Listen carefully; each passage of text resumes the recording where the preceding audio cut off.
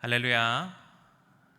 오늘 이 시간에도 이 수요예배에 나와서 이 말씀의 자리, 예배 자리에 함께 하신 우리 성도님들을 주님의 이름으로 환영하고 축복합니다.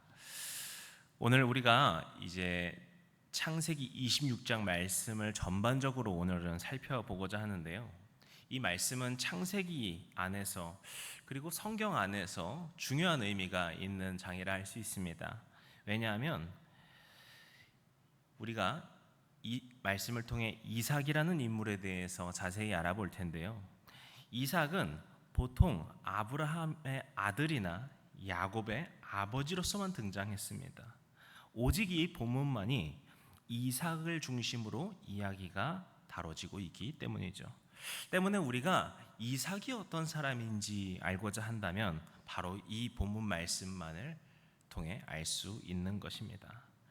그래서 오늘 본문은 시작에서부터 이 창세기 역사의 중심이 아브라함에서 이삭으로 넘어간다라는 점을 우리에게 분명히 전해주고 있습니다. 바로 본문 1절부터 5절까지에 나오는 축복의 말씀인데요. 2절을 보시면은 여호와 하나님께서 이삭에게 나타나십니다. 그리고 이삭에게 애굽으로 가지 말고 그랄에 머물라라고 명령하시죠. 우리가 애굽, 그러니까 지금 우리 말로는 이집트이죠. 이집트라고 생각하면요, 보통 무엇을 떠올리시죠? 사막, 피라미드, 그런 것들을 우리가 떠올리기 쉽죠. 그런데 이집트는 고대 근동 역사에서 항상 곡창지대 역할을 합니다. 이 곡창지대의 역할은 이 고대 옛날에만 그런 것이 아니라 로마 시대에 가서도 이 이집트가 계속해서 전략적 요충지가 되는데 그 이유가 그곳이 곡창지대였기 때문에 그래요. 이것이 나일강을 중심으로 그것이 농사짓기 좋은 환경이 되어 있었고요. 이 나일강은요, 때마다 한 번씩 범람을 했었는데 이 범람을 해서 농사를 망치게 되는 것이 아니라 이게 오히려 이 흙을 이렇게 헤집어 놓게 되어서 더 좋은 토양이 되었다라는 것이죠. 그래서 창세기 12장에도 보시면은요, 아브라함이 첫 흉년이 들었을 때 그가 향한 곳이 바로 애굽, 이집트였습니다. 그 이유가 바로 이 애굽은 풍요로운 지역이었기 때문이죠. 하지만 하나님께서는 이삭에게 애굽으로 내려가지 말라라고 명하신 겁니다. 이것은 우리가 성경에서 자주 맞닥뜨리게 되는 하나님만을 의지하라라고 하는 축복의 명령으로 볼 수 있습니다. 세상적인 계산으로 이것이 좋을까 저것이 좋을까 저울질하는 것이 아니라 하나님만을 온전히 의지하여서 완전한 축복을 누리라라고 하는 하나님의 축복의 초대이자 축복의 명령인 것이죠. 그래서 하나님은 그저 명령만을 하시지 않습니다. 3절, 4절의 말씀을 한번 바로 보이실 테니까요. 우리 한번 같이 읽으면 좋겠습니다. 3절, 4절 말씀입니다. 이 땅에 거류하면 내가 너와 함께 있어 내게 복을 주고 내가 이 모든 땅을 너와 내 자손에게 주리라. 내가 내 아버지 아브라함에게 맹세한 것을 이루어 내 자손을 하늘의 별과 같이 번성하게 하며 이 모든 땅을 내 자손에게 주리니 내 자손으로 말미암아 천하 만민이 복을 받으리라. 아멘. 이것은 본문에도 나오는 것처럼 하나님께서 아브라함에게 약속하셨던 그 언약의 축복과 같은 축복이죠. 바로 아브라함에게 약속하셨던 축복이 이제 이삭을 통하여서 계속해서 이어지고 나타날 것을 보여주시는 겁니다. 그와 동시에 이삭이 바로 아브라함을 잇는 족장이라고 하는 그 민족의 정통성을 잇고 있다는 것을 우리에게 분명히 보여주는 것이죠. 이렇게 본문은 아브라함에서 이삭으로 완벽하게 넘어가게 되었음을 우리에게 말해주고 있는 겁니다. 그런데 이 이후부터 참 미묘한 일이 벌어집니다.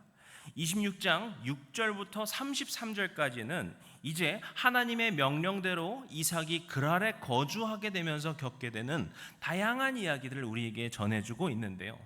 7절에서 11절까지의 내용을 보시게 되면요, 이삭이 자신의 아내 리브가를 누이로 속였다가 겪게 된 일이 나오고 있습니다. 이삭은 아내 리브가가 보기에 아리따웠기 때문에 그랄 사람들이 자신을 살해하고 그 아내를 뺏고자 하지 않을까 두려워합니다. 그래서 리브가를 아내가 아니라 누이다라고 속였죠. 하지만 그 사실이 드러나게 되고 아비멜렉이 그 그랄 사람들에게 이것을 경고하게 되면서 이야기가 마무리가 되는데요. 이 이야기 어디서 많이 들어보신 이야기가 아니십니까?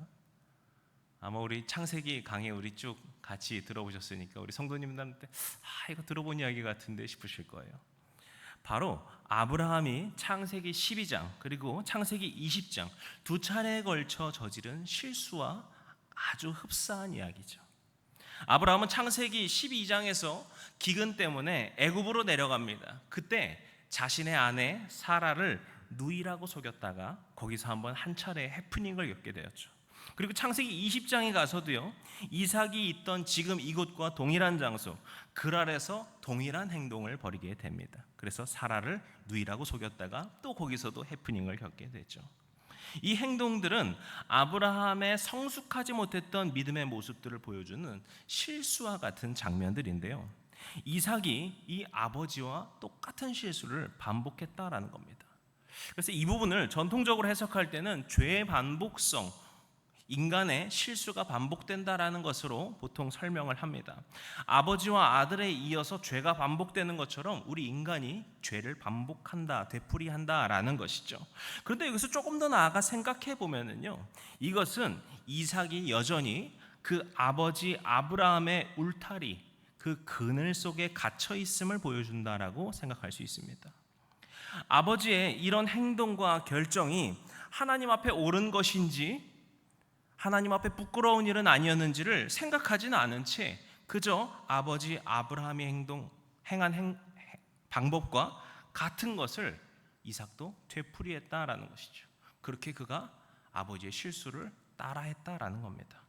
때문에 이삭이 이 아버지의 울타리를, 그 아버지의 그늘을 여전히 벗어나지 못하고 있다라는 것을 우리에게 알려주는 장치라고 우리가 또한 볼 수 있습니다. 근데 저는 이것을 묵상하면서 이것이 지금 우리의 믿음의 세대를 생각하는 것과 마찬가지다라는 생각도 듭니다. 우리가 믿음의 세대를 잇는다라고 할 때는요, 과거의 아름다운 전통들을 이어가는 것도 있을 겁니다. 부모의 말에 순종하고 좋은 것들을 이어받는 것 너무나도 중요하겠죠. 하지만 그와 동시에 우리는 과거를 단순히 되풀이하는 것에 대한 경각심을 가져야 합니다. 하나님께서는 우리 모두를 동일한 똑같은 기계와 같은 인간으로 창조하신 것이 아니고요, 우리가 지금 살아가는 세대 역시 과거와 동일한 환경 속에서 동일한 세대 가운데서 살도록 하지 않으셨습니다. 우리는 모두 다른 하나님의 독특한 창조물이고요, 하나님께서 우리를 부르신 이 세대는 항상 새롭게 변하고 있는 세대입니다. 그렇기 때문에 우리는 과거의 좋은 전통을 이어감과 동시에 우리가 이 새로운 시대를 살아가면서 어떻게 믿음을 지켜갈 수 있을 것인가, 이것에 대해서 끊임없이 묵상하고 그것을 전할 수 있어야 한다라는 것이죠. 그렇게 우리의 믿음이 과거에만 갇혀 있는 것이 아니라 미래로 나아가면서 우리가 이 시대 가운데에서도 빛과 소금을 감당할 수 있어야 한다는 겁니다. 저는 이 점에서 이후에 이삭이 행한 모습이 그렇다라고 생각을 합니다. 오늘 본문은, 우리가 함께 읽었던 그 본문은 이삭이 겪는 시련의 순간이다라고 볼 수 있겠는데요, 본문 12절과 13절을 보시면은요, 하나님께서 이삭에게 복을 주셔서 그가 창대하게 되었고 그가 왕성하게 되었고 그가 마침내 거부가 되었다라고 말하고 있습니다. 그가 이 땅에서 받을 수 있는 풍성한 축복, 어떤 세상의 풍요를 충분히 누리게 되었음을 말하고 있는 것이죠. 그런데 그는 이 축복으로 인하여서, 이 세상적 풍요로 인하여서 오히려 핍박과 시련을 겪게 됩니다. 14절과 15절을 보시면은 블레셋 사람들, 그러니까 이 그랄 지역의 사람들이죠. 그런데 그들이 이삭을 시기했다라고 합니다. 그래서 아브라함 때 팠던 모든 우물들을 막고 그것을 흙으로 메워버렸다라고 이야기하고 있죠. 이 그랄 지역을 포함한 이 팔레스타인 지역이라고 하는 것은 대부분이 광야, 사막입니다. 우리가 흔히 알고 있는 요단강이라고 하는 것은 강이라는 길만 있고 가뭄 때는 말랐다가 비가 와야지 흐르는, 그렇게 강물이 말랐다 흘렀다를 반복하는 우리가 소위 건천이라고 말하는 곳입니다. 그렇기 때문에 이들에게 있어서 물이라고 하는 것은 너무나도 중요한 것이었고, 때문에 우물이 존재한다는 것은 그들에게 필수 조건이었죠. 그런데 이 그랄 사람들이 이삭이 있는 곳에 우물들을 다 메워버렸다라는 거예요. 거의 죽이겠다라는 의미라고도 볼 수 있겠죠. 게다가 16절에 나오는 블레셋 왕 아비멜렉의 반응은 또 어떻습니까? 16절 한번 같이 읽어보도록 할까요? 아비멜렉이 이삭에게 이르되 내가 우리보다 크게 강성한즉 우리를 떠나라. 지금 이 아비멜렉은 블레셋의 왕입니다. 그래도 왕이거든요. 그런데 그가 이 이삭의 억울함을 해결해 주는 것이 아니라 뭐라고 말합니까? 너 있던 곳에서 그냥 떠나라 말하고 있는 거예요. 얼마나 이삭이 억울할까, 얼마나 원통할까 그런 생각이 들죠. 그런데요, 사실 이 우물에 관한 이야기는요, 아브라함에게도 정말 비슷한 일이 동일하게 그랄 지역에서 있었습니다. 창세기 21절 후반부에 보시면요, 그 일이 기록되어 있는데요, 여기서 아비멜렉의 종들이 아브라함의 우물을 뺏었다라고 기록하고 있어요. 그런데 이때 아브라함이 어떻게 대응하느냐 보시게 되면요, 제가 읽어드립니다.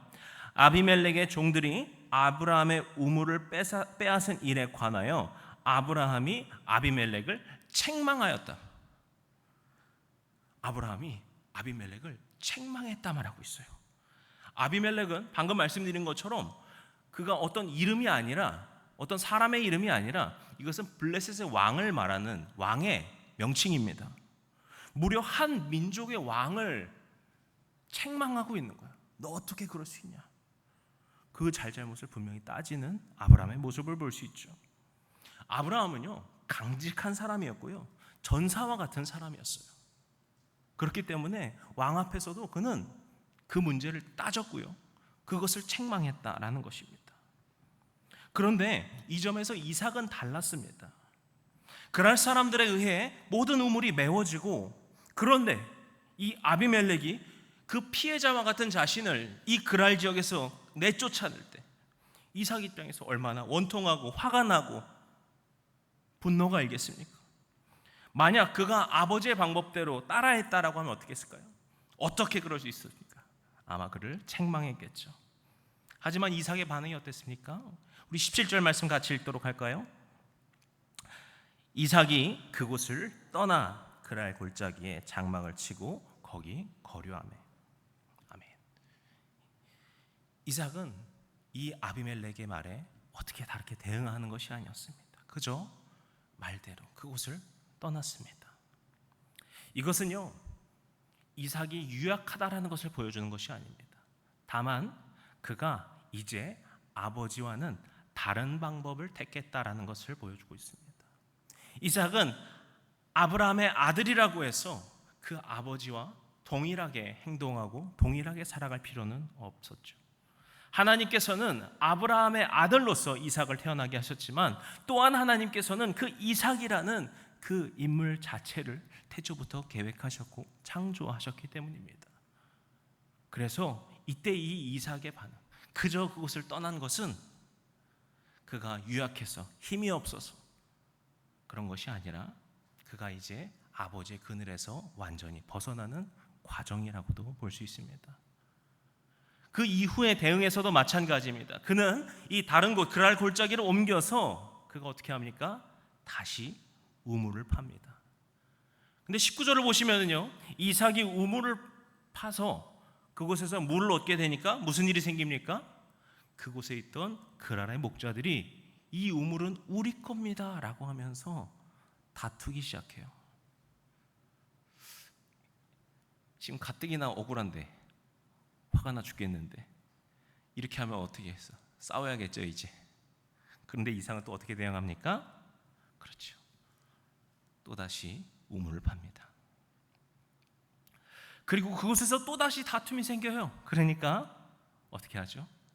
또 다른 곳에 가서 또다시 우물을 팝니다. 이러한 이 이삭의 모습을 보게 되면요, 한편으로는요 좀 답답하게 느껴질 것도 같아요. 아니 이게 뭐 하는 거야? 좀 싸워야지. 이거 내 거야. 이것도 못 하나? 이런 생각이 혹 들지도 모르겠죠. 근데 저는 이 모습이 이삭이 할 수 있는 최선의 영적 전투였다라고 생각합니다. 그는 아버지처럼 강직하거나 전사와 같은 사람이 아니었습니다.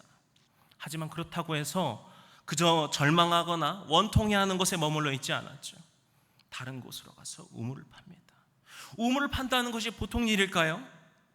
저는 직접 우물을 본 적은 없지만요, 우리가 어떤 미디어나 어떤 다큐멘터리나 어디서 보게 되면요, 우물 그냥 간단하게 파서 아닌 거 알고 계시죠? 엄청나게 깊이 파야만 그 물이 얻게 됩니다. 하지만 이삭은 그냥 묵묵히 그것들을 했던 거예요. 그것은 그가 할 수 있는 영적 전투였고, 그가 주님의 마음을 가지고서 지금 이 상황을 이겨낼 수 있었다라고 했던 그의 최선의 방법이었다라는 겁니다. 우리가 이것이 최선의 방법이었다라고 생각할 수 있는 지점이요, 24절, 25절에 하나님께서 나타나셔서 하시는 말씀에 있습니다. 하나님은요, 이삭을 부르셔서요, 그를 책망하시지 않습니다. 이삭아, 너 그렇게 약해서 해야 되겠냐? 네가 그래가지고 족장할 수 있겠어? 아빠처럼 그거 못해? 싸우라고, 책망하라고, 이기라고. 하나님은 그렇게 하시지 않습니다. 오히려 이삭을 축복하고 계시는 하나님의 모습을 볼 수 있죠. 그가 묵묵히 우물을 계속해서 팠던 것은 그가 어리숙하고 유약하기 때문이 아니라 그가 할 수 있는 최선을 다하여서 하나님의 마음으로 이 일을 해결했던 결과였다는 것이죠. 그렇기 때문에 하나님께서 이삭을 기뻐하셨고 그를 축복하셨다는 겁니다. 사랑하는 성도 여러분, 우리의 삶에는 참 많은 문제들이 놓여 있습니다. 우리가 해결하기 어려운, 때로는 이 이삭과 같이 원통한 일들도 있겠죠. 하지만 우리가 알고 있는 것은 믿음의 길에 어떤 하나의 정답이 없다라는 겁니다.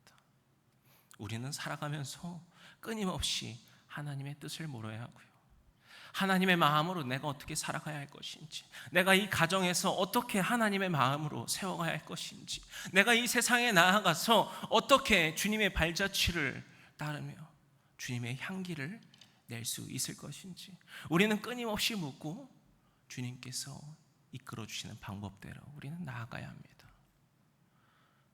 아브라함이 아비멜렉 앞에서 담대하게 그를 책망하며 바로잡았던 것과 같이, 또 때로는 이삭처럼 묵묵히 이 상황을 받아들이면서 자신의 일을 성실히 했던 것과 같이 우리는 다양한 모습을 가지고 다양한 방법을 가지고 주님의 마음으로 세상 가운데 빛과 소금이 되어야 할 것입니다.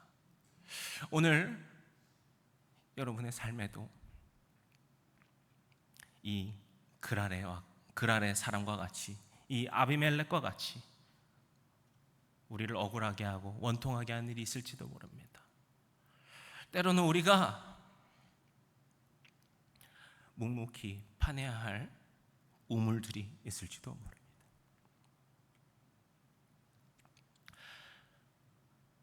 사랑하는 우리 모든 성도님들께서 기도 가운데 주님께서 주신 그 우물을, 그 상황을 묵묵히 견뎌내시고 또 때로는 이겨내시고 각자에게 주어진 방법대로, 주님의 그 창조대로 그것들을 이겨내셔서 주님의 놀라운 축복에 참여하시는 모두가 되시기를 주님의 이름으로 축복합니다. 기도하시겠습니다.